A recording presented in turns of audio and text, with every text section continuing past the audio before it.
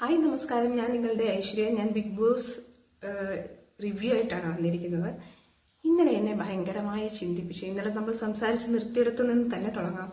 എന്നെ ഭയങ്കരമായി ചിന്തിപ്പിച്ച ഒരു കാര്യമുണ്ട്. നമ്മുടെ രേണുസുതി വന്ന് കയറി ബിഗ് ബോസിനകത്ത് കയറിയപ്പോൾ നിങ്ങൾ കണ്ടോ, സുചേട്ടാ ഞാൻ വന്നു സുചേട്ടാന്ന്. അല്ല, എനിക്കൊരു സംശയം, സുധിച്ചേട്ടൻ ബിഗ് ബോസിലേക്കായിരുന്നു പോയിരുന്നത്. പോട്ടെ, ചിലപ്പോൾ എന്തെങ്കിലും ആയിരിക്കും. പക്ഷെ ഗെയിം സ്റ്റാർട്ട് ചെയ്തിരിക്കുന്നു, അതിന് യാതൊരു മാറ്റവുമില്ല. ഗെയിം സ്റ്റാർട്ട് ചെയ്തിരിക്കുന്നത് ആരാണ്? അനീഷാണ്. ശരിക്കും ഗെയിം കളിക്കുന്നത് അനീഷാണ്. പക്ഷേ ആ ഗെയിം അനീഷിന്റെ കയ്യിൽ നിന്ന് പോവുകയാണ്. കണ്ടിടത്തോളം അനീഷിന്റെ കയ്യിൽ നിന്ന് ഗെയിം പോവുകയാണ്. അനീഷ് കണ്ടന്റ് ഉണ്ടാക്കി, അനീഷ് ഗെയിം സ്റ്റാർട്ട് ചെയ്യുകയും അവിടെ സൈലന്റ് ആവുകയും ചെയ്യുകയാണ്. അത് നമ്മുടെ ആര്യന് മലയാളം വായിക്കാൻ അറിയില്ല.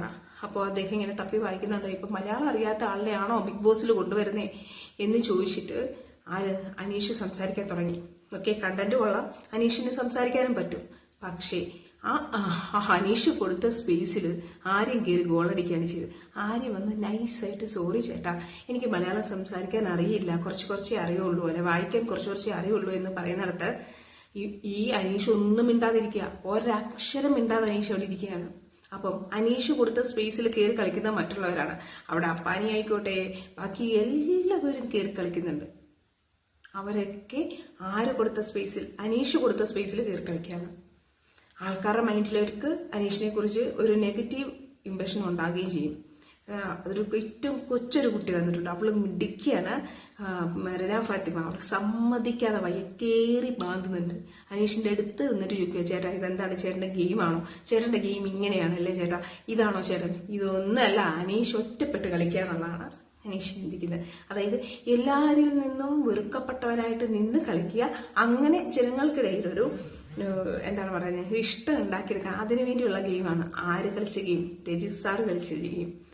എന്റെ പൊന്നു മോനെ അനീഷ, രജിത് സാർ അങ്ങനെ കളിച്ചപ്പോൾ അതിന്റെ ഇപ്പുറത്ത് വേറൊരു ഗെയിം കൂടെ അങ്ങേര് കളിച്ചിരുന്നു. അങ്ങേരോട് ഒരാള് സോറി ചോദിക്കുകയാണെങ്കിൽ അങ്ങേര് അവിടെ ആ പോട്ടമോനെ ശരി ഓക്കെ പറഞ്ഞ് അവരെ സ്നേഹത്തോടെ പറഞ്ഞു വിടുന്നുണ്ട്. അവിടെയാണ് ജനങ്ങൾക്കിടയിൽ രജിത് സാർ മനസ്സിൽ കയറിയത്.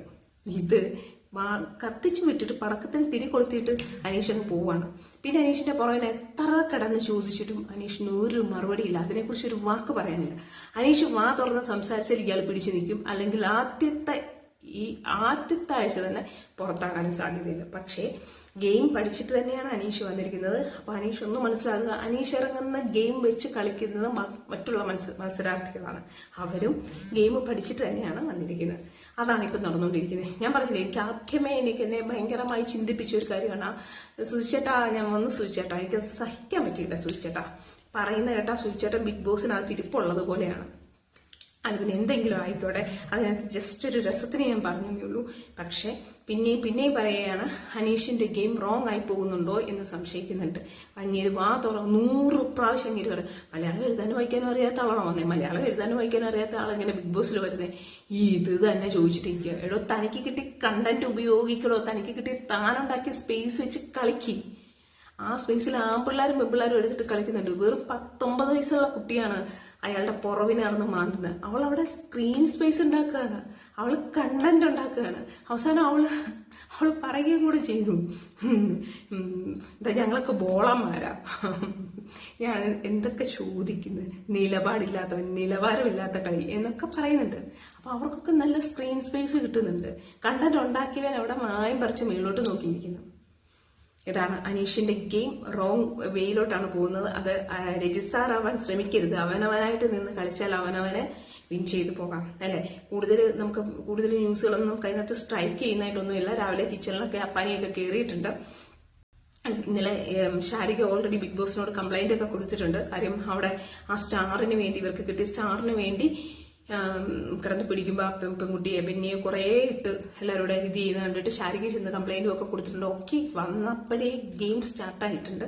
അപ്പം തുടർന്ന് അതിനകത്തിലെ നമുക്ക് കണ്ടന്റ് തോന്നി, അല്ലെങ്കിൽ നിങ്ങളിൽ എത്തിക്കണമെന്ന് തോന്നുന്ന പോയിന്റ്സ് മാത്രമാണ് നമ്മളിവിടെ പറഞ്ഞിട്ടുള്ളത്. അപ്പം നമ്മുടെ അനീഷിന്റെ ഗെയിം മുന്നോട്ട് എങ്ങനെയുണ്ടെന്ന് നോക്കാം.